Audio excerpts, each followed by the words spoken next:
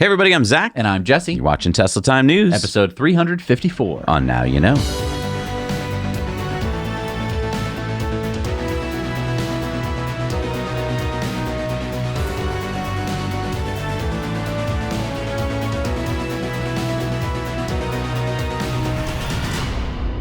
Thank you to Babbel for sponsoring this episode. Babbel is one of the top language learning apps in the world. Its lessons help you learn a language through real-life conversations. Babbel is scientifically proven to help you start speaking a new language in 3 weeks. Lessons prepare you to have practical conversations about travel, business, relationships, and more. And as you know, I've been brushing up on my Italian. Another part of Babbel that I love is I can hear real Italian speakers, so I can hear what I'm supposed to sound like. Io sono di Firenze. And then I get to figure out, what did he say? I am from Florence.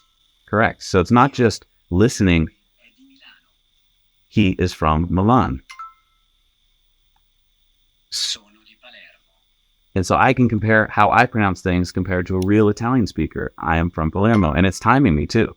A quick 10-minute lesson helps me practice speaking Italian on a regular basis. Babbel is cross-platform, which helps me work a lesson into my busy day. I can use it on any of my devices, like my computer or my phone, when I'm on the go. And lessons are designed by real language teachers. Leave us a comment below and share what language you'd like to learn. Babbel offers a 20-day money-back guarantee. And if you click the link in the description or scan the QR code right here, you will get 60% off your subscription. 60% off. Do it today. Our favorite EV trip planner, Swedish-based A Better Route Planner, is being acquired by Rivian, according to an exclusive from Electric Seth Weintraub. You may remember that we interviewed Bo Lincoln, one of the co-founders of Eternio, the parent company of A Better Route Planner in Sweden, back during our Scandinavian trip, way back in 2018. Yeah, that was back when Bo was just working on A Better Route Planner as a hobby project. Yeah, then we interviewed Bo again during our Model 3 Euro road trip in 2019. So no word yet on when A Better Route Planner navigation and trip planning software will appear in Rivians, although RJ Scaringe, Rivian CEO, did say a few weeks ago that new navigation software is coming to Rivians soon. Well, that's exciting. I mean, Rivian software could really use some of the features that A Better Route Planner offers, like waypoints. Yeah, it'll be interesting to see if Rivian allows the Polestar 2 to continue to use A Better Route Planner as it has been since March of 2021. It'll also be interesting to see what A Better Route Planner will look like in Rivians. Yeah, will it be a direct porting of A Better Route Planner or more of that existing Rivian nav look? Well, they definitely have to stick the Yeti somewhere on it, because that's branding, baby. So Tesla Energy confirmed last week that they just installed their 500,000th Tesla Powerwall. Wow. 500,000 Powerwalls installed in homes. I mean, that's great. So how many kilowatt hours of storage is that? That is about 6,750,000,000 watt hours of storage, or 6.75 gigawatt hours of storage. Okay, so that's about 90,000 Model Ys worth of storage. Yeah, and this kind of demonstrates why I'm so excited about V2G, or vehicle to grid, because even though I think 500,000 Powerwalls is amazing, and I'm so proud of Tesla for reaching that milestone, you do realize that about 4 million Tesla vehicles have been produced so far. Okay, so I see where you're going with this. 4 million vehicles times about 75 kilowatt hours of battery storage per vehicle. Okay, that's, wow. 300 gigawatt hours of storage, or 44 times what Tesla has installed in Powerwalls so far. Yeah, and take a look at this chart I made. It took over 5 years for Tesla to produce the first 250,000 Powerwalls. It only took 19 months to make the next 250,000. That's exponential, baby. From the looks of this chart, I predict, conjecture,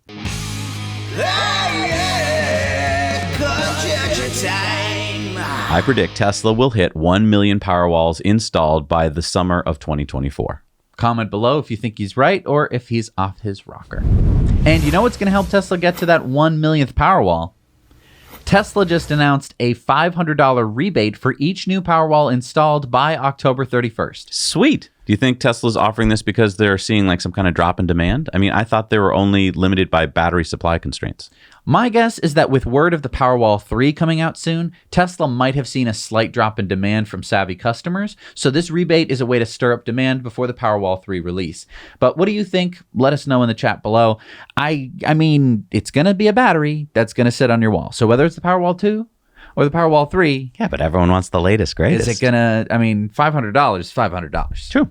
Hey, and if you like Powerwall 2s or 3s, hit the like button. So it looks like Tesla's getting ready for a big end-of-quarter sales push.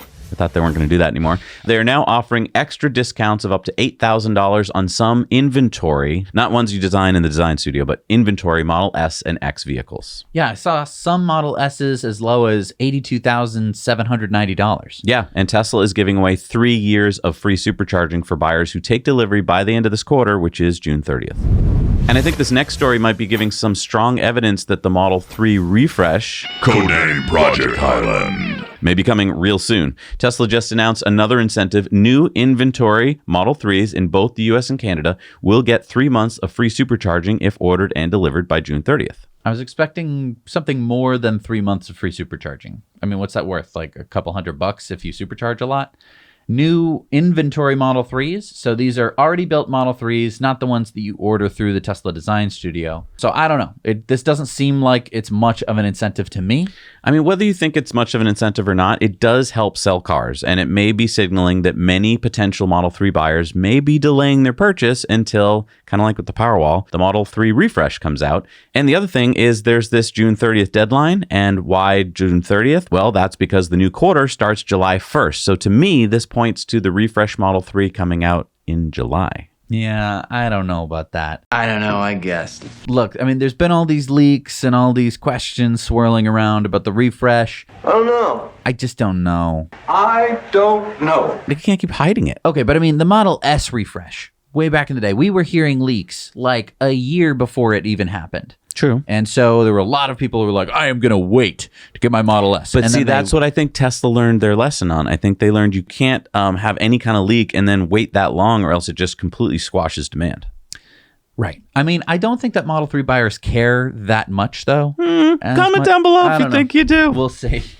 So one of the nation's best nonprofits fighting climate change just launched its annual EV raffle, and you're going to love the 2023 prizes. Want a Lucid Air Grand Touring with a 500-mile battery and a value of $138,000? You can drive in luxury from Minneapolis to Chicago on a single charge. Or how about a Rivian SUV or truck plus 10 years worth of free charging? Or a Tesla Model X Plaid. Our friends at the Chesapeake Climate Action Network Fund always offer incredible prizes while using the proceeds to promote clean energy. Last year, they gave away the Rivian R1T. Now they've added the SUV and the Lucid and the Plaid. Winner's choice. To enter, just visit www.evraffle.org. That's evraffle.org. Tickets are just $200, and no more than 5,500 tickets will be sold in total. The raffle runs through the summer, but it sold out early last year, so visit evraffle.org for your chance to win today. So Tesla tweeted out, produced our 10 millionth 4680 cell at Giga Texas this week. Okay, so let's do some math here. With 830 4680 cells per Model Y, that's about 12,000 cars worth of 4680 cells produced at Giga Texas. Oh, right, because they're way bigger cells. So I was thinking you needed thousands of them. You need 830 in a Model Y. Okay. Yeah. So, but as of December, do you remember Tesla said they were producing 868,000 cells in Texas per week? So I got a little stuck here because I did some math. That's like 11 and a half weeks worth to get to 10 million.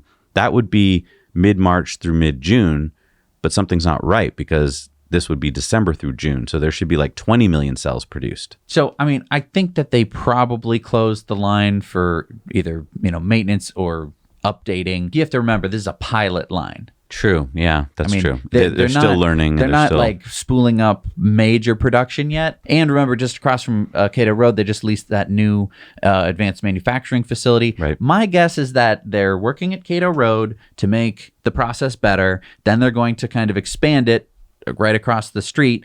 And then I think we're going to start to see some stuff at Giga Texas. Like stuff, you mean like major ramping? I think that more lines that are fully optimized, stuff like that. It's still not inconsequential, though, because if you do 868,000 cells per week, that's about 1,000 cars per week. So that's about 1/5 of the Model Ys being made at Texas. And that kind of makes sense because I think that would be kind of the non-long range Model Ys. So we're now learning that Tesla filed for a U.S. patent on February 24th of 2022 titled System and Method for Steer-by-Wire Vehicle Steering. Wait, if Tesla filed for this patent over a year ago, why are we learning about it now? Well, because usually when you file for a patent, it's kept confidential until the patent application is reviewed and accepted, and they usually take many months, maybe even over a year. So steer-by-wire as a concept has been approved by NHTSA in the US with restrictions. Like steer-by-wire vehicles must have a backup mechanical steering system in case the electronic system fails. Right. And the EU has even stricter rules that steer-by-wire automobiles must have a backup mechanical system that can be activated manually by the driver. But having to design, build, and mass produce a steer-by-wire steering system, which at first generation must be super expensive, and then still have to build a mechanical backup system, I mean, what's the point? Right. I mean, that's a really good point. In my opinion, there is no point in actually putting steer-by-wire into a vehicle model yet. Then why is Tesla patenting it? Two reasons, I think. Number one, it's to protect Tesla so that they can proceed with developing the technology and not get locked out by another auto manufacturer down the road. And number two, it's because when the technology becomes proven, NHTSA and other government regulators will remove the mechanical backup requirements. I mean, how can you be so sure? I mean, I'll bet lots of people will not feel safe driving a car with no mechanical linkage from their steering wheel to the car's wheels. Do people feel comfortable driving cars today? Yeah. I mean, virtually all cars today have no mechanical linkage from the accelerator pedal to the engine or motor. Accelerators are all drive-by-wire today. But I mean, all cars still have a mechanical brake linkage. None of them are drive-by-wire. True, but there are many companies working on it because that's coming too. So do I think that this patent means that Tesla is going to unveil steer-by-wire in the Cybertruck?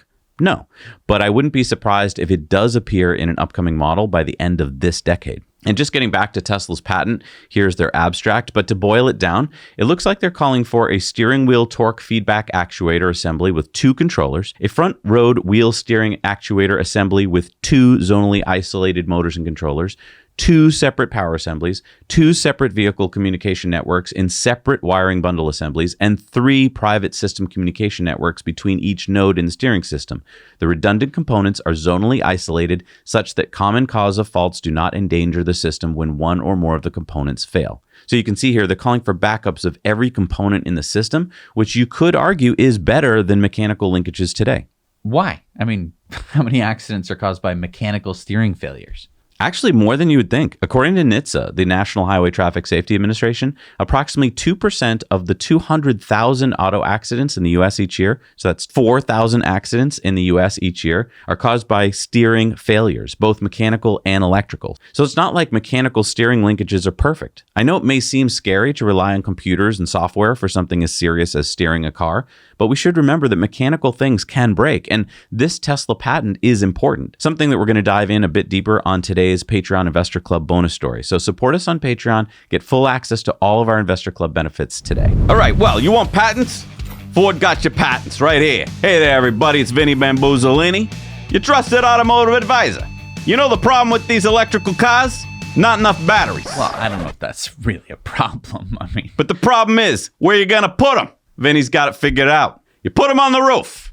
It's out of the way. Still got plenty of room in the trunk for a few guys. but I mean, if I did this, it would drastically affect the car's center of gravity. Whoa, whoa, whoa. Who said anything about you doing this? I just got through talking to my uncle, Roberto Stampini, down at the patent office. He just said, boom, patented technology. You want to put a battery anywhere near the roof of one of your electrical cars, you got to pay me or go through Tony. I mean, speak to my attorney, Mr. Fragilini. I mean, wouldn't sticking a battery on the roof ruin your mileage? Mileage. Who cares about mileage? But you just said this was supposed to increase the range, yet this big battery on the roof will cause a bunch of drag. Man, you're the drag here, am I right, folks? Okay, but how am I going to get it on there? This has to weigh like 1,000 pounds. Just get your associates to pop it on there for you. Bada bing, bada boom.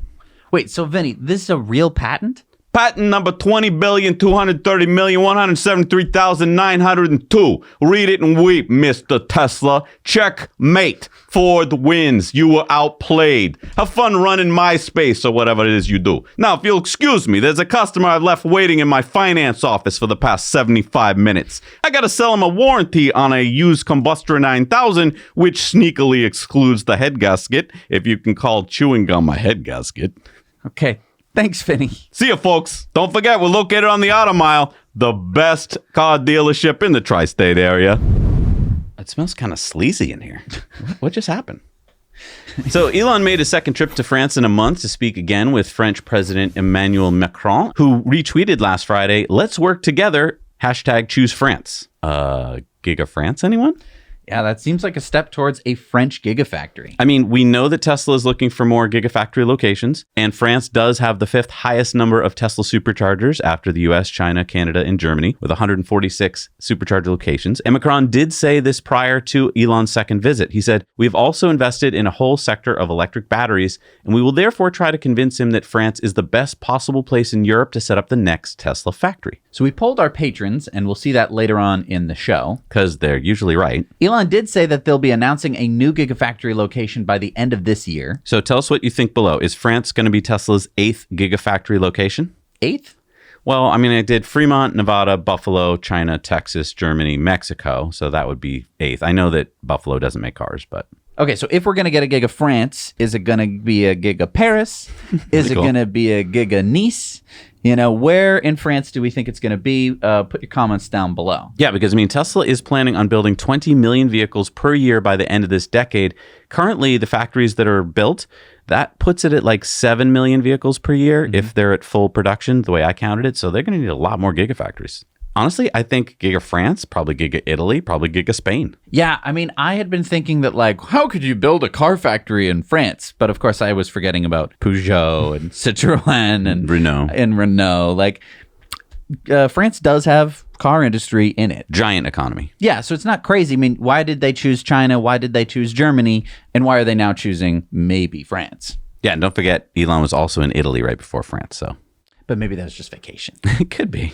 Does he take vacations? I hope so. Morgan Stanley analyst Adam Jonas, one of Tesla's top stock analysts, has estimated what Tesla Supercharger network could be worth by 2030.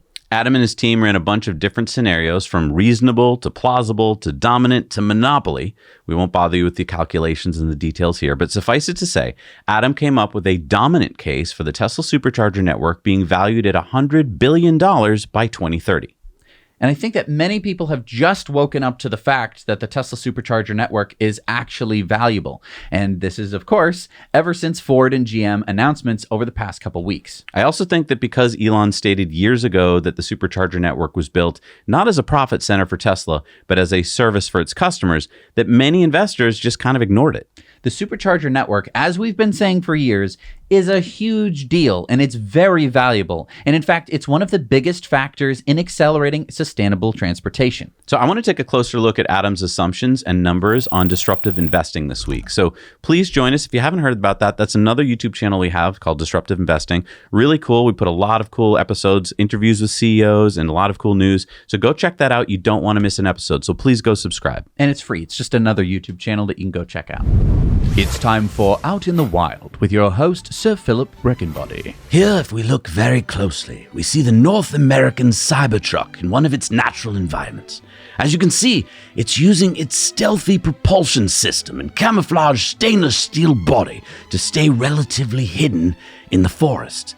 Now, if it is spotted by prey, it can defend itself with cold-rolled stainless steel skin and projectile-proof glass. This particular Cybertruck is very rare at the moment. Not many have been spotted, but it is believed that very soon many more will be born in Central Texas.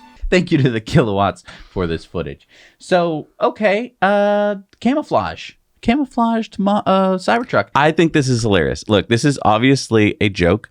You know how most auto manufacturers camouflage their vehicles? This is Tesla's way of making fun of them. As Sawyer Merritt said, laugh out loud, Tesla engineers took the Cybertruck through an In-N-Out burger drive-thru today.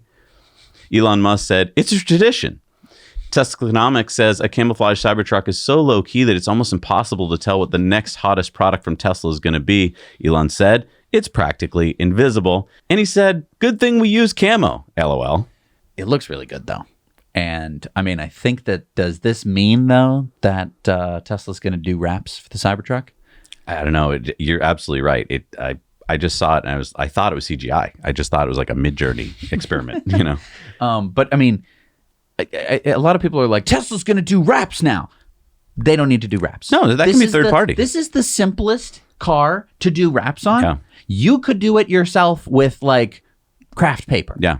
Well, and what's really cool is you can go to our sponsors at the Cybertruck Owners Club, and there they've got that 3D configurator, so you can visualize Cybertruck in any color, wrap, and logo, both on screen and in augmented reality. But you know what? Maybe I don't want the Cybertruck. Maybe I want a Tello instead. What's a Tello?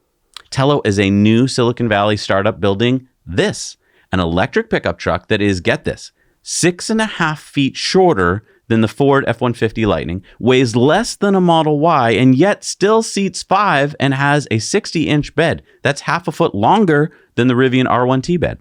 Wait a minute, 6.5 feet shorter than a Ford Lightning. Yep, it's 152 inches long, the same length as an electric Mini Cooper SE. It's 5 feet shorter than the Toyota Tacoma, which is the best-selling compact pickup truck in America. And get this, the rear seats are also the midgate. So when folded down, the Tello can hold full 4x8-foot sheets of plywood with the tailgate up. Which is something that the Ford Lightning can't even do. And the Tello will have a gear tunnel similar to the Rivian R1T gear tunnel and a tonneau cover. Also, the Tello offers an optional camper shell and bolt-in third-row seats. Wait, so seating for 8?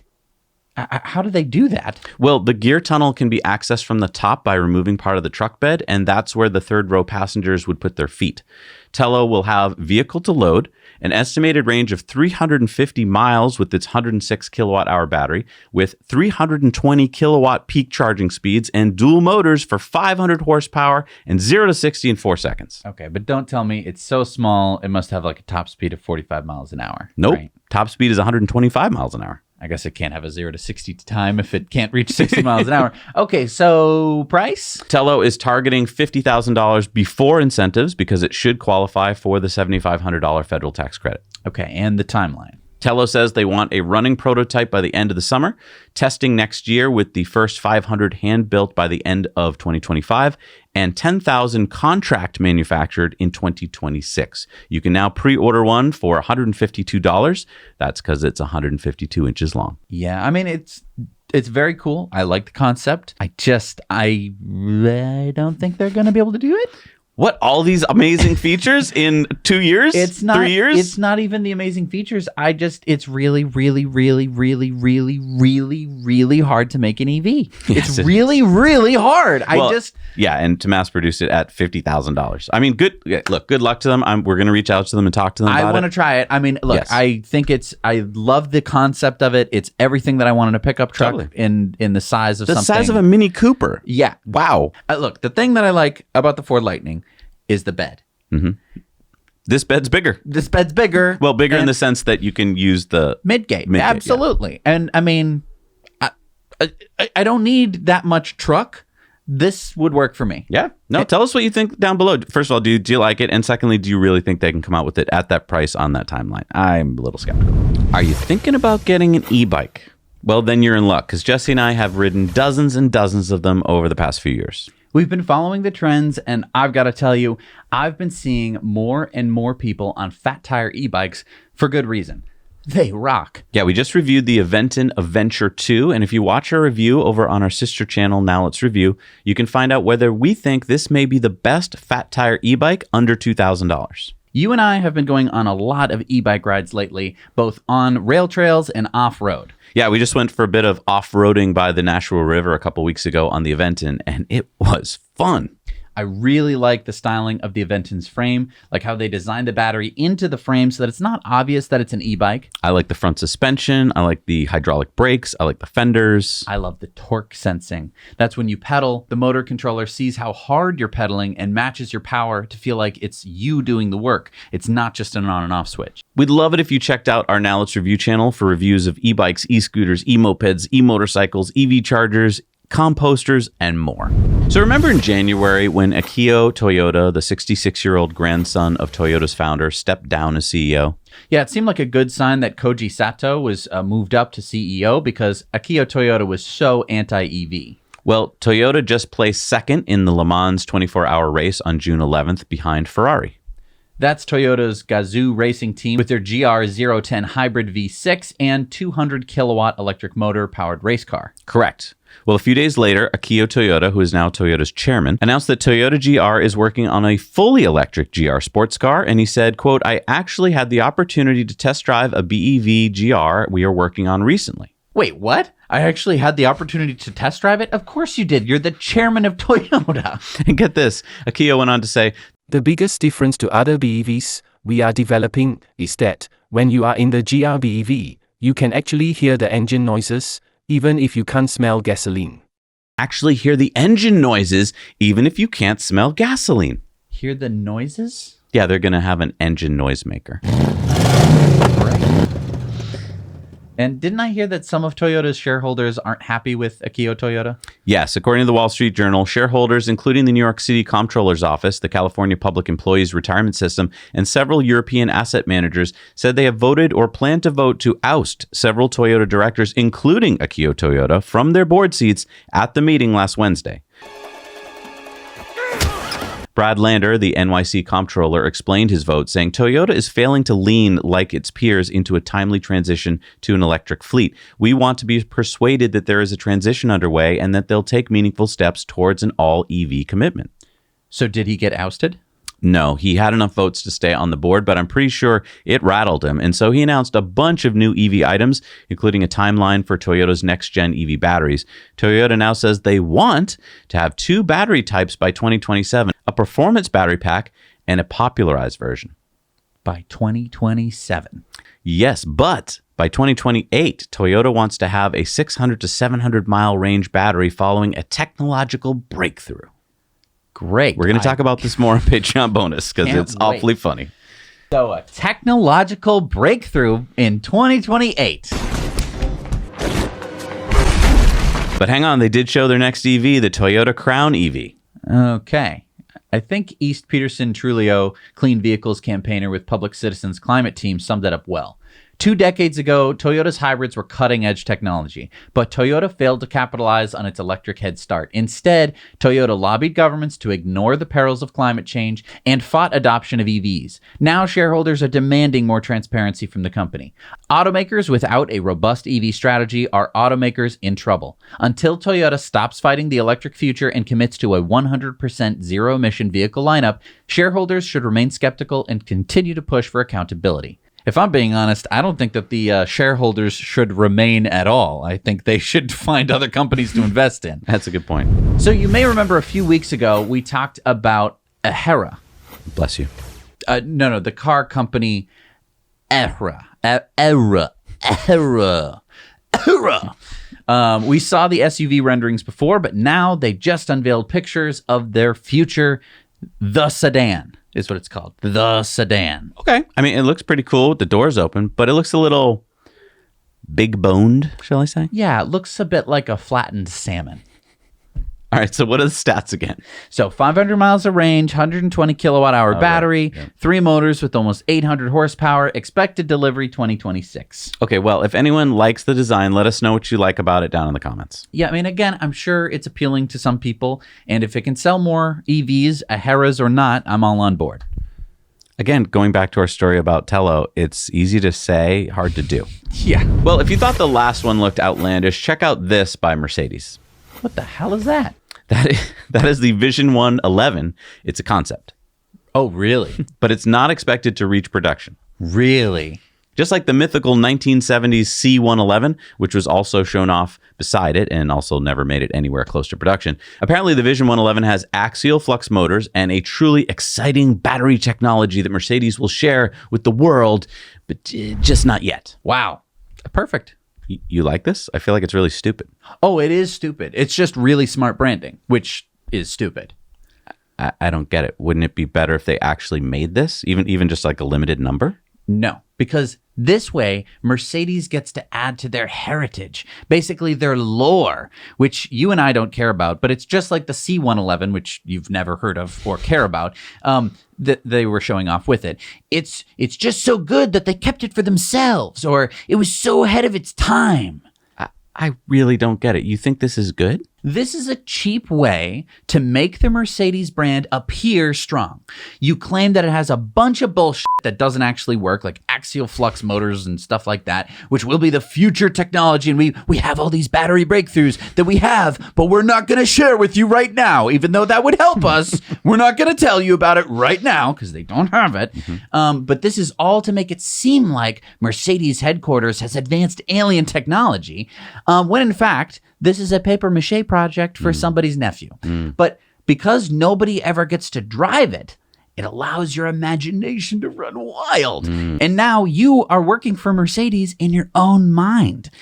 So basically, this is just so exciting. Wow, look at that. I can picture myself driving it. It's faster than anything in the world. No, you're right. Because I haven't seen it on a road, I just picture what it could do. Exactly. And so then they also get to dedicate a page of this in the coffee table book, and the car magazines have something to glow over for an entire section. Wow, that's a bit cynical, Jesse. Well, that's because NFTs and AR headsets tend to make me a bit cynical, and those were also part of this unveiling of this concept, which will never see the light of day. I love how marketing people have to throw in everything they They're can like, what else can we do? What else can we do to make it cool? How about, since we didn't build anything, how about we do an AR headset that simulates what it could be like, and it's very futuristic, and then we'll sell NFTs, which is still a thing somehow? Can we also have silver leather seats? Silver leather seats. Ooh, it's the future. So, 2 is less than 3. That is correct. Except it's not, because it's more. No, it's not. Even though 3 is better than 2. What? I'm sorry. The Polestar 2 is lesser, in my opinion, than the Model 3. Oh, okay. Although the Polestar 2 costs more than the Model 3, but the Model 3 beats the 2 hands down. Oh, okay, because Polestar just increased the price of the Polestar 2. Yes, to $49,900 for the long-range single motor. But it gets more range than last year's. Yes, it's up to 320 miles of range. And faster charging speed. The 2024 Polestar 2 has faster charging speed. Yes, 205 kilowatts. But the Model 3 long-range dual motor starts at 47,240, gets 333 miles of range, and can fast charge up to 250 kilowatts. And it can supercharge. Oh, and that's excluding incentives. So you could get it for as little as $39,740. It also has a faster 0 to 60 time of the Polestar's dual motor variant, which only gets 276 miles of range, charges at 155 kilowatts, and costs $55,300, which is more than the Model 3 Performance at $53,240. Again, with incentives could get you down to just $45,740, which is cheaper than any Polestar. Wow. Okay, so who's buying Polestars? People who don't know that 2 is less than 3. I think it's also just people who somehow just like Polestar. I just think some people think it's cool and they don't really care about the fact that it's blown away by the Model 3 in every other department. And when we were talking about Mercedes, that's branding, baby. Yeah. That's just to get you to go, I'm going to ignore logic and go with the thing that makes me smile a little bit more for no reason. Yeah, and good. You're still driving an EV. Yeah. Good. If you Awesome. drive an EV, look, I'm not judging you. I'm just judging. You're judging Polestar. a little bit. I'm judging Polestar for coming out with something that doesn't compete. You just said Polestar 2 buyers are not rational. Comment down below. So before delivery started last year, Elon Musk said that Tesla is aiming to ramp up Tesla semi-production to 50,000 units per year in 2024. But now a quote from the Wall Street Journal, quote, the company doesn't expect to begin producing its new electric semi-trailer truck in large volumes until the end of next year, citing battery supply constraints. I don't get it. It wouldn't take that many batteries to make like 5 semis a week, which is what they were producing. Well, you can make 66 Model Ys for that many semis battery-wise. Okay, so what? Well, 66 Model Ys being sold gets you $3 million with about a 10% net profit margin, whereas 5 semis could bring in $1.2 million, but most likely with a negative profit margin, at least while you're starting up. Okay, but I don't think that's it. I think it's mega charger installations and working out specific deals with companies. And I mean, that's going to take some time because you've got to like talk to the companies, Right. and you're obviously talking to some bozo at some company like, I deal with trucking here at Anheuser-Busch. What's a mega charger? Well, I don't know what a mega charger is, so you're gonna have to spend 3 weeks explaining that to me over golf. But I also think that they're ironing out all the kinks in the design of the semi-truck, and it's really great that they're working with Pepsi first, because we've seen the truck being like dragged back to Tesla multiple times, probably for smaller problems that Tesla was just like, let us take care of it for you, and we'll learn. Look, I think this is kind of smart for a couple of reasons. One, probably Zachary Kirkhorn, Tesla's CFO, is involved here, and he probably did your math, which was like, Elon, if we sell the Model Ys, we get actual profit. If we sell the semis right now, we don't. Secondly, I think that you want to make sure that truck drivers are really happy. And so having a few of these, there's like 35 of them out, with Frito-Lay, making sure that those truck drivers like everything. You can tweak the software, you can tweak where buttons and things go, I think is really smart, so that when you roll it out in mass production, you've got everything the way they like it. Yeah, I think that it fixes a whole bunch of problems, and this is a great way to do it. Although I am sad that we don't get our Tesla semi-truck. Well, but just a little bit longer. I mean, we needed time to have fun with our Cybertruck first. That's true. We want to give it full attention. So there are a bunch of lower-priced EVs coming to Europe soon.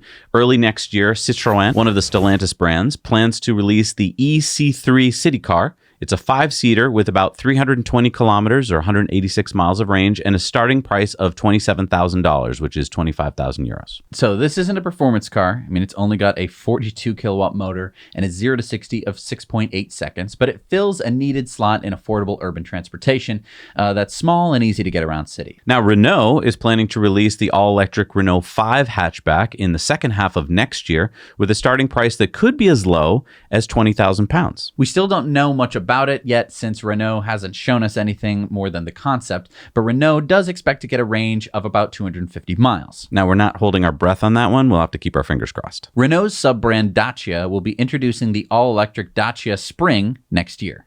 But not in the spring. Maybe in the spring, but it's the Dacia Spring. It would be smart to release it in the spring. This Chinese-made city car is expected to have 190 miles of range in city driving, 143 miles in mixed driving with its 26.8 kilowatt-hour battery.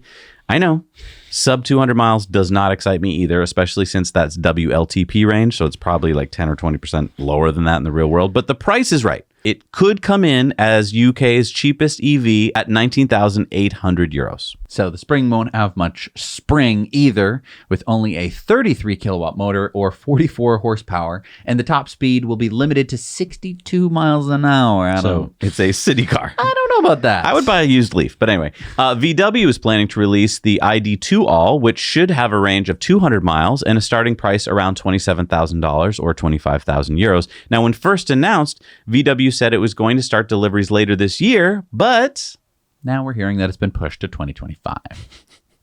Just 2 years pushback. 2020, we're going to have Tesla killers, and now 2025, we're not even going to have anything affordable. And if all these European EVs are leaving you a bit underwhelmed, China has started importing EVs to Europe, and they are picking up the pace. Yeah, Chinese EV imports in Germany more than tripled in Q1 year over year. We came out with those in depths last year. Remember with Sandy Munro, where we said that China is coming to the US, but they're going to land in Europe first. In Q1 of this year, 28% of EVs imported into Germany came from China versus just 7.8% in the first quarter of 2022. Yeah, the BYD Han EV is now available in Europe. The large sedan with the 77 kilowatt hour battery pack and 500 kilometers or 310 miles of range. The MG ZS EV, the compact SUV with a 44 kilowatt hour battery pack and 270 kilometers or 168 miles of range. The Neo ES8, which is the large SUV with a 100 kilowatt hour battery pack and 450 kilometers or 280 miles of range. And the XPeng P7 midsize sedan with an 80 kilowatt hour battery pack and 460 kilometers or 286 miles of range. Now, I didn't see many of these Chinese EVs when we visited the Netherlands last week, But to be fair, we were mainly in Amsterdam, and most of those Chinese models we just talked about are larger, so maybe they're just not a great fit for urban streets. Although I did see a lot of Model Ys, Model 3s, and even a bunch of X's and S's. X's and S's, and a few Mustang Mach-E's. That's true. At the airport, I mean, they're used heavily as taxis. And I think that's a really good point, is that a lot of the media talks about all these different brands, and if you're an American, you're reading about Europe, you're like, wow, okay, so they're just going to take over. We were there, and we did spot an ID3.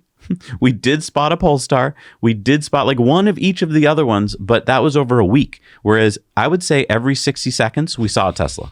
It was incredible. And the thing is, I think that if Tesla can come out with the Model 2, whatever the $25,000 next model is, it's going to be just a tidal wave of Teslas. Because if this many fairly expensive Model 3s and Ys are being sold, people are waiting in the $25,000 range for the next, EVs.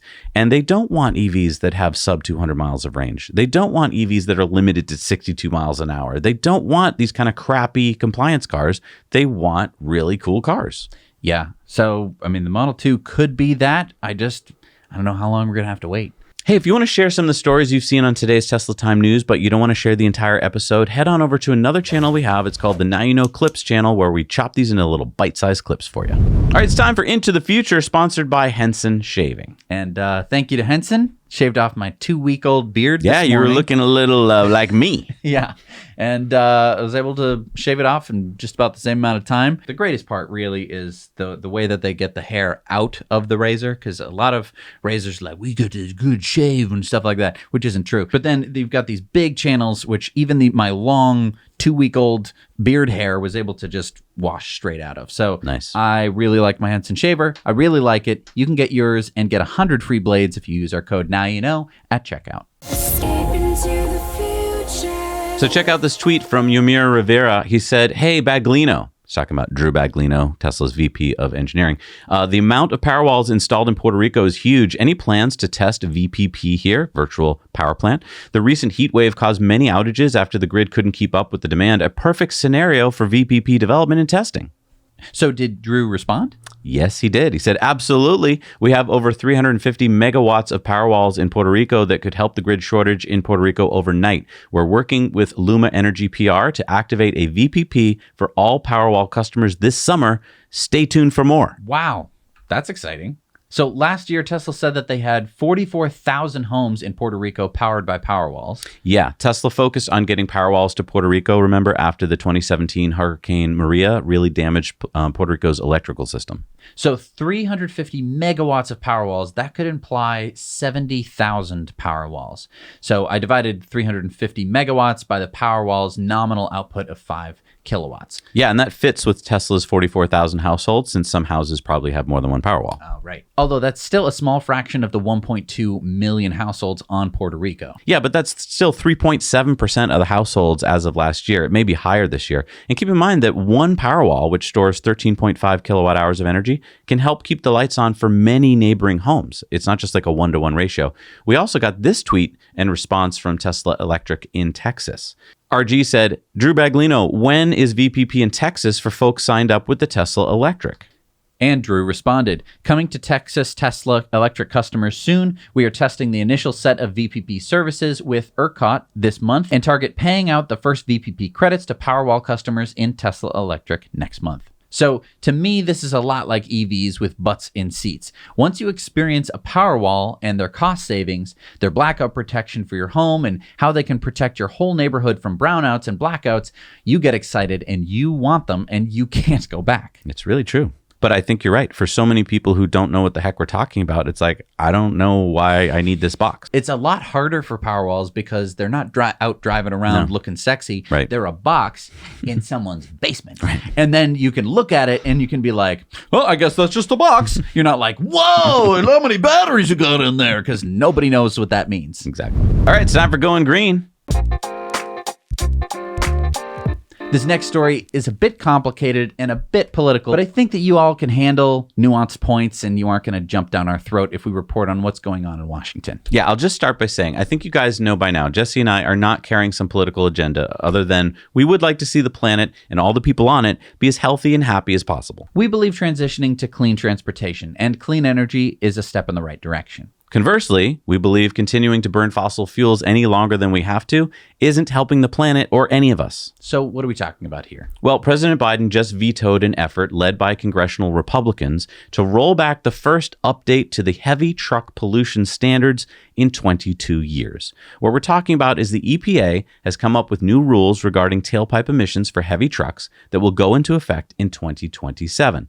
These rules aren't as strict as California's CARB rules, but they are better than nothing. So the new rules would reduce NOx, nitrous oxide emissions, by 48%, and they're estimated to save 2,900 lives, prevent 18,000 cases of childhood asthma, and prevent 6,700 hospital admissions. They would also lead to 78,000 fewer lost days of work, 1.1 million fewer lost school days, and save $29 billion per year by 2045. And here's another nuance point that most people don't get. When accounted for in net present value, the benefits are greater than the costs today.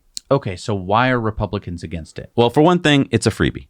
What's a freebie? It's what I call a vote where you know you're not going to win, but you get to show off to your constituents and look like a good guy. What do you mean they aren't going to win, and why would this be looking like a good guy? Well, first, the Republican senators and congresspeople knew all along that they weren't going to win because they barely had enough votes to pass their blockage bill. In the Senate, for instance, it was 50 to 49 because Senator Feinstein was on medical leave, and in the House, it was 221 to 203. Republicans knew President Biden would veto the bill. Right, and to override a veto, you need 2/3 of the vote. See, I remembered some of my high school civics. Did you really? Right, so they knew this was a waste of time, but they could say things like, this EPA rule will cost Americans money. And look, let's be honest. It does cost more to make cleaner fossil fuel trucks. It costs about $2,500 per truck. But what trucks get to do is drive all around our country and spew toxic pollution into the air. And for that privilege, I would argue, you, as the truck owner, should have to pay to make them as clean as possible. Because whether you believe in climate change or not, we all know that these trucks are emitting toxic particles and gases that hurt all our health. We all breathe air, and these truck engines pollute our air. It's that simple. Again, these 2027 EPA rules aren't even as strict as California's rules, and these EPA rules would save Americans $29 billion annually. So to stand up at the podium in Congress and say to the American people, I'm voting against this bill because it costs you money, is a lie. It's an outright lie. A lie designed for people who don't know the whole story. And who don't understand externalities. It's like, forget the fact that the dam's gonna burst and drown everybody and that's gonna cost billions of dollars to clean up. I say we don't spend the money now. Let's be penny wise, pound foolish.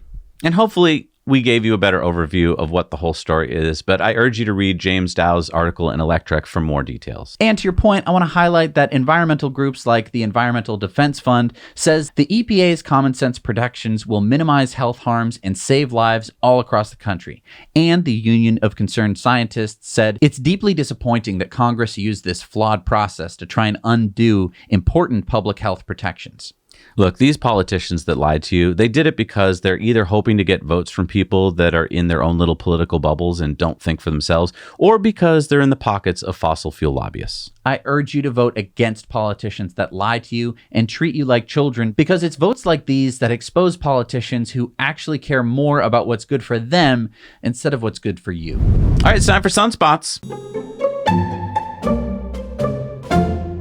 So wind power just reached a really big milestone. According to the Global Wind Energy Council, the GWIC, there is now 1 terawatt of installed wind turbines on Earth. It took 40 years from the first wind turbines to reach 1,000 billion watts of global wind power capacity. That's the fancy way of saying 1 terawatt. But get this, it's estimated that it'll only take another 7 years to reach 2 terawatts. That's exponential, baby. But we can't rest on our laurels. According to Jonathan Cole, the new chairman of GWEC, while this is an immense achievement, it still represents only a small portion of what we must build in the coming years in order to decarbonize our planet. To avert a climate catastrophe with devastating impacts on communities and ecosystems everywhere, we must rapidly transform our economies, scaling up wind capacity to reach at least 8 terawatts by mid-century to reach net zero. There is no time and no need to delay. And I wanted to see if this was possible. So I made this little chart here. And, you know, when you look at the first 40 years, it looks like no way, you're never going to hit 2 terawatts or 8 terawatts because you just follow that line. But you don't follow that line. It's an exponential hockey stick line, right? It takes a while and then it starts to grow. And it does look like, from my prediction here, that we could hit 8 terawatts by 2050. And the thing I want to point out here is, picture the last 40 years to get us to 1 terawatt, which is a great milestone. But now picture 7 more terawatts are coming in the next 25 years. So think of all those extra people that are going to be needed, the engineers, the lawyers, the everything you can think of to build out all this infrastructure. So if you're thinking about like what life is going to look like over the next 25 years, wind is going to be a big part of it. And that is going to have an impact on culture. Yeah. And I know that this is like a weird thing to talk about, but when more people are working on wind than have ever been working in, say, the fossil fuel industry, that's going to completely change the way that we think about it. Because instead of looking at a wind turbine and being like, I don't know what that is, what is that? Rawr! You're going to go, oh, I know my buddy Craig, and he works on wind turbines. He either builds them or he works on figuring out where to put them or wiring them up. And everyone's going to have someone in their life, I bet you, I almost guarantee you, just like you have someone in your life who's like a landscaper, you know, or a car mechanic, It's like you're going to probably have someone in your life who either maybe it'll be you who's working on wind turbines. Exactly. And if you'd like to have your own sustainable source of energy right on your house, talk to our friends at Energy Pal. They don't do wind, but they do solar and batteries, and they know everything about it. You can reach them at the link down below. Tell them that Zach and Jesse sent you, and they do all that work for you for free. All right, it's time for our video contributor stories. Remember, we need your stories. Send them in to us. Make them 2 minutes or less. Shoot them in landscape with good audio, no music. Send them to hello@nowyouknowchannel.com. Who do we have this week?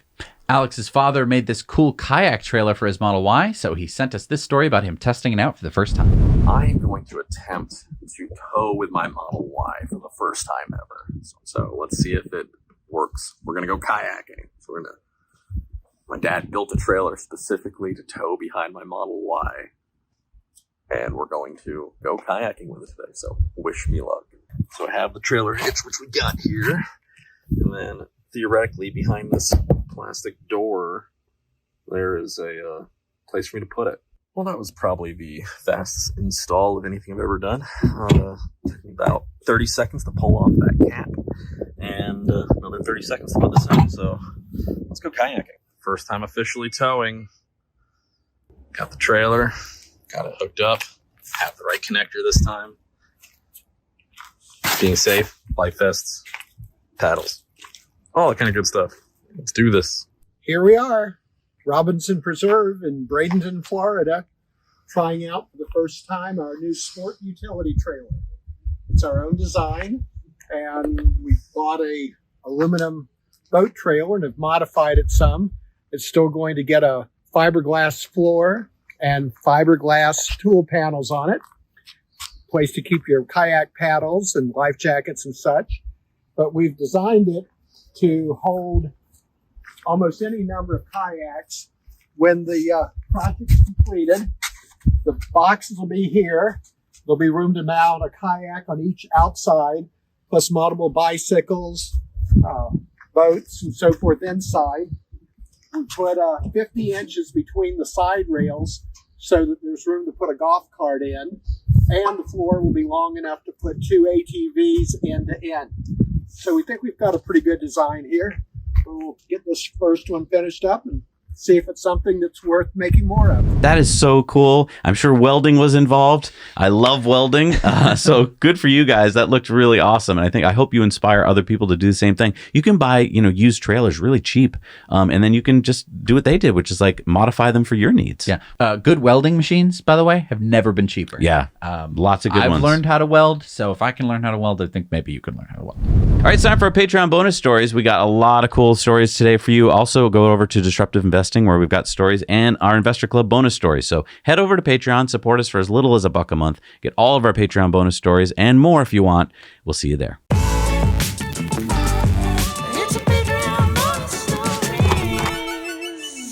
All right, we're back from a Patreon bonus stories. It's time for the shout outs, and these are people that get their names in the end credits of the show. They're so important to us. Who do we have this week, Jess? Michael Mooney, Howard Welt, Kyle Postler, Rich Lederer, and Brandon Stanford. Thank you so much for supporting us. We can't do this show without you. So we had a French poll today, did we? We did. The poll was, do you think Tesla's next announced Gigafactory will be GigaFrance? Oh, no! They said no! No, it is not. Most people in the comments were saying Spain. Wow. But, Elon met with Macron. Yeah, and he also went to Italy. He didn't go to Spain. Was that a misdirect? Oh, who knows? All right, it's time for Elon's tweets of the week. And Elon said, why ESG is the devil. And they're talking about the fact here that a whole bunch of tobacco companies last week got rated really highly. And and Patrick said, so cigarettes do more good for the climate than a Tesla? The hypocrisy of ESG scores. Tesla got a 37 out of 100, while Philip Morris got an 84. Who's supposed to believe this nonsense? Well, you know. What does ESG stand for then? Like extra smoking guidelines? They gotta grow the tobaccos for green. Elon said, once again, I'd like to offer this platform to anyone on the left. You will get equal treatment. Tesla Synopsis said, Elon proving doubters wrong time and time again. Starship never flies. When is the next Starship test? Elon says 6 to 8 weeks. Nice. He retweeted Starlink's post that Starlink is now available in Trinidad and Tobago. And Elon commented on Tucker Carlson's third episode on Twitter. He said, bold, attack on the military-industrial complex. The lobbying power of large government contractors is far higher than it should be for the good of the people. And like we said, he met with the Prime Minister of Italy, Giorgia Meloni. Holmar's catalog says, just recorded a Waymo and an FSD beta driving the same route. Elon says, now drive outside of San Francisco. I like to see the Waymo just be like, moo, moo, moo. Elon said this conspiracy theory that birds are actually government spy drones is totally false. Zaid tweeted out, virtual classes resulted in good-looking students getting worse grades. And this is from a study that just came out. Elon said, shocker. Sorry, Merritt says Business Insider drove the new Toyota BZ4X EV from New York to Washington, D.C. and back. The 9-hour drive involved 3 hours of charging. Even at 37%, the BZ4X refused to pull more than 35 kilowatts of charging speed. A Model Y would need to charge a total of maybe 30 minutes for the entire trip. Elon said they should join the NACS coalition. Although, who cares if they can only pull that little charging speed? Actually, get them off our network. Yeah, no. We don't need them. Simon says a female GPS-tracked Falcon flew from South Africa to Finland. In 42 days, she flew over 10,000 kilometers. That's 230 kilometers per day. And Elon said could have been used to carry messages in the old days. But then what I really liked was that Community Notes corrected it and showed that that wasn't a Falcon. It was a different kind of bird. So what other network is going to show you the actual facts?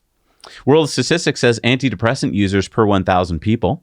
Elon said, interesting. Yeah, I was really surprised that Portugal was almost at the top of the list.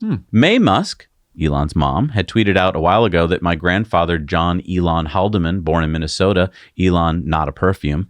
And then Elon did tweet out my namesake. Oh, that's where he got his name. Yeah. But where did his grandfather get his name? Kanoka the Great tweeted out a new confidential Pfizer document dated from August of 2022 shows the company observed 1.6 million adverse events covering nearly every organ system.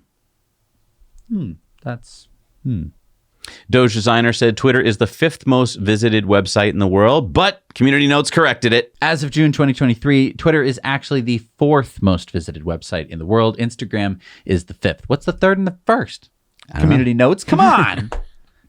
They didn't want to say what the... Yeah. This is scary. Massimo tweeted out, the coconut crab is the largest terrestrial arthropod in the world. It has powerful walking legs with pointed tips, which allow it to climb vertical or overhanging surfaces. Elon said, saw them firsthand on Quaj. Pro tip, don't wear coconut-scented sunblock. Okay, I will keep that in mind. Thank you, Elon. Good tip. Penny2X says, the thing about hyper-exponential growth is even those who see it coming can't possibly process the impact. Elon said, yep. And then Elon said, quanto sei bella Roma, how beautiful you are, Rome. He was visiting Rome. He went to the Colosseum. And he then asked who should be president in 2032. And this is AI, either so diffusion or okay. Elon was busy interviewing in the last few days. Here you can see him on Zuby's podcast, which is exclusively on Twitter. And if you need more Elon interview, then check out the Viva Technology interview where he was in France. Elon tweeted out, when you pick up a snail and put it somewhere else. Or a social media company. People who have Twitter but never post anything. Oh, hi, LOL. And I feel like this is like us, but I think things are going to change soon when we start putting our stuff on Twitter. Elon tweeted this out. Does your dog bite? No, but it can hurt you in other ways. Only 1% of ancient literature has survived. Elon retweeted the Falcon 9 first stage landing again. There were so many launches this week. It's amazing. Shibatoshi says, you don't want to get a $200 fine. Smokeaway says, these are the most important years in human history. Elon said, true. Then Dima tweeted out that European leaders are excited to meet Elon and encourage him to invest in their countries. Big win for everyone. Elon said, wonderful meetings with France and Italy. I love your countries. And so, yeah, I really want to know where's the next Gigafactory going to be, but I almost don't care because I think there's going to be a bunch in Europe coming up. Definitely. Yeah. All right, it's time for Community Mail Time. Community Mail Time. Remember to share your stories, your photos, your videos with us at hello@nowyouknowchannel.com. What do we got, Jess? Tommy spotted this SAIC Motors EV in Norrköping, Sweden. That's a Chinese one. Caroline saw this red Model S while driving through Fenton, Missouri. Darwin spotted this Model Y with a U.S. government plate in Saratoga Springs, Utah. Sebastian sent us these pictures of a Hyundai Ioniq 6 they found. Our patron Mike sent us this story about Sentry Mode catching a crime on camera. Yeah, I was finishing at the gym early in the morning and came out of my car to see the front desk person talking to the owner of a truck with broken glass around the truck. I was parked nearby behind the truck in the parallel lane. I saw the stress in the truck owner's face and asked if it was broken into, which it was, and not only that, but his wallet had also been stolen. I checked my Sentry cam to see if it caught anything, and sure enough, it caught the guy breaking in. But after reviewing the footage, I thought it was a lost cause at IDing the person because of the quality. However, the owner of the truck was grateful because he could at least use it for his fraud case. Today, about a week later, I got a call from the police saying they were able to use my footage to ID the guy and needed me to sign a form saying that I didn't alter the video in any way so they can press charges. Woohoo! Solved the crime. Remember we did that skit about like Tesla being McGruff the crime? Tesla detective. Tesla detective.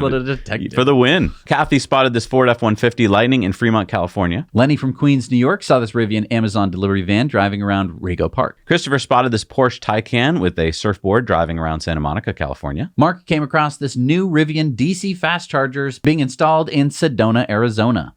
So those are the first DC fast chargers we've seen from Rivian. Well, like the 8th. They've got a few, yeah. Okay. I mean, that's the first picture I've seen of one. And Chris saw these new superchargers being installed in Chandler, Arizona. All right, it's time for supercharger reviews. Let's find out what's out there in the world. Hi, Second Jesse. I'm on a supercharger road trip with my family to Prague. And we are on Supercharger Humpolek in Czech Republic. It's a 6-stall supercharger here, near the highway from Brno to Prague, and it's located near a gas station with a small coffee shop and clean restrooms. Yeah, it's quite heavily occupied near the weekend time.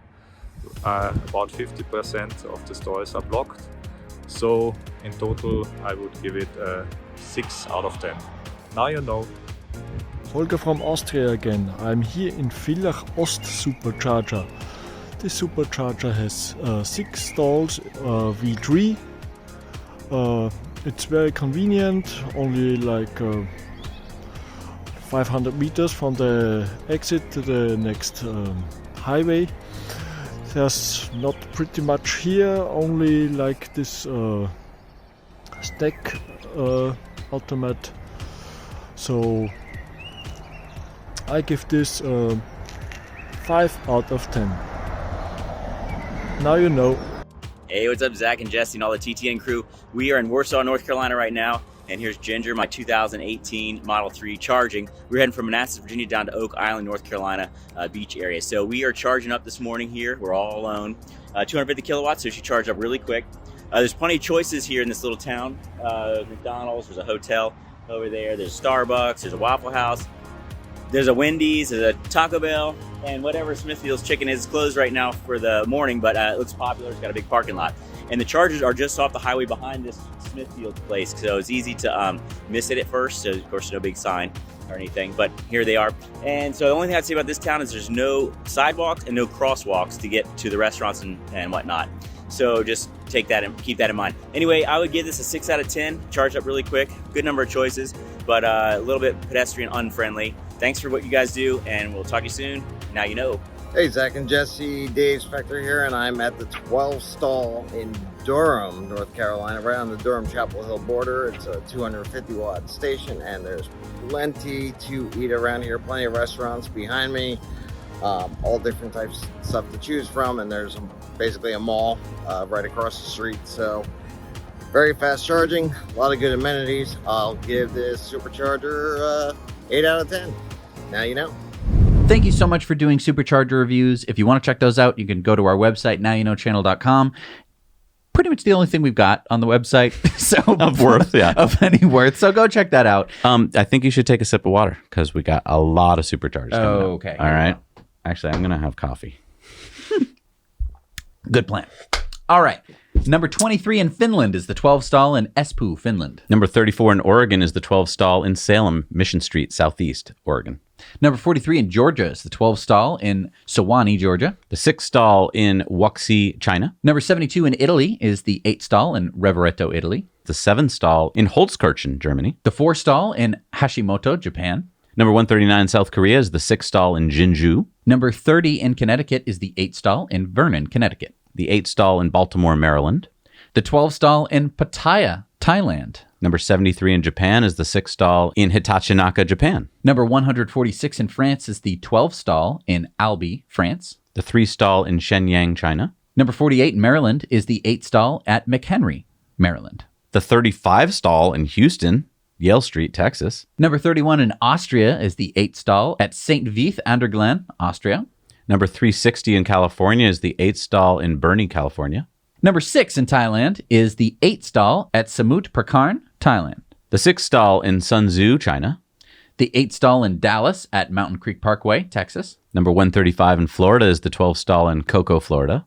The 6 stall in Shanghai, China. Another 6 stall in Shanghai, China. Number 8 in Nebraska is the 8 stall in Lincoln, Nebraska. Number 173 in Germany is the 12 stall in Kaufering, Germany. Number 187 in Canada is the 8 stall at Lechenai, Quebec, Canada. Number 126 in Texas is the 12 stall in Irving, Texas. Number 59 in New Jersey is the 12 stall in Swedesboro, New Jersey. And number 1717 in China, number 5166 in the world is the 3 stall in Sun Tzu, China. You know, when we talk about the value of the Supercharger network, it's not like Tesla went, you know what, we did it, let's just Forget it. Yeah. Just relax, put our feet up. They're going into overdrive like every week practically. Yeah, I feel like.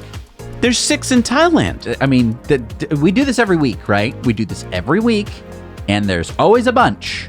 I don't think that there's been practically a single week where we haven't announced at least one Supercharger. And normally we have dozens of them. I just find it incredible, especially when they go to new countries and they're able to build out that fast. I mean, they went from 4 to 6 Superchargers in Thailand this week. Right. So they've already started to cover Thailand, and then they can start building in the density, which is what builds the usability. I mean, again, when we started this show, there weren't anywhere near this many Superchargers. Yeah. It was still a usable network. We were still able to drive across the entire country. That's the whole reason we did this show, by the way. Exactly. We drove across the whole country in a Tesla Model X. And it woke our minds to it. And we were like, oh, we can do that. It wasn't wild. It wasn't like we were not making any headway. We drove like 500, 600 miles one day. And you know, I planned on us failing. I thought that we would do the trip and at some point we'd have to spend a week like in a car mechanics or like just, you know, broken down by the side of the road eating our shoelaces or something. We had 0 problems. I was just blown away. And that was in 2016. Yeah.